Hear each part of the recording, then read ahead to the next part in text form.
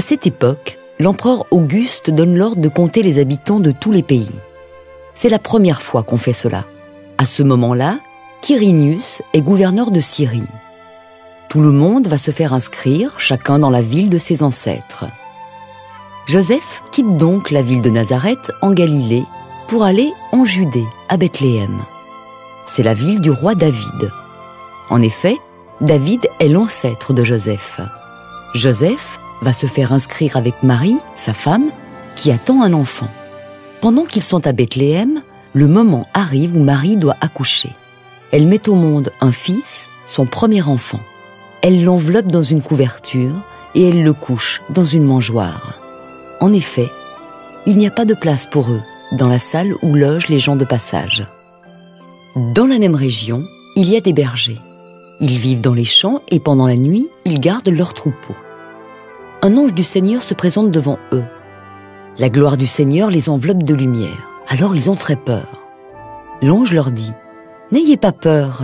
Oui, je viens vous annoncer une bonne nouvelle qui sera une grande joie pour tout votre peuple. Aujourd'hui, dans la ville de David, un sauveur est né pour vous. C'est le Christ, le Seigneur. Voici comment vous allez le reconnaître. Vous trouverez un petit enfant enveloppé dans une couverture et couché dans une mangeoire. » Tout à coup, il y a, avec l'ange, une troupe nombreuse qui vient du ciel. Ils chantent la louange de Dieu. « Gloire à Dieu au plus haut des cieux, et sur la terre paix à ceux que Dieu aime. » Ensuite, les anges quittent les bergers et retournent au ciel. Alors les bergers se disent entre eux « Allons jusqu'à Bethléem et voyons ce qui est arrivé, ce que le Seigneur Dieu nous a fait connaître. » Ils partent vite et ils trouvent Marie, Joseph et le petit enfant couchés dans la mangeoire. Quand ils le voient, ils racontent ce que l'ange leur a dit sur cet enfant. Tous ceux qui entendent les bergers sont étonnés de leurs paroles. Marie retient tout ce qui s'est passé. Elle réfléchit à cela dans son cœur. Ensuite, les bergers repartent.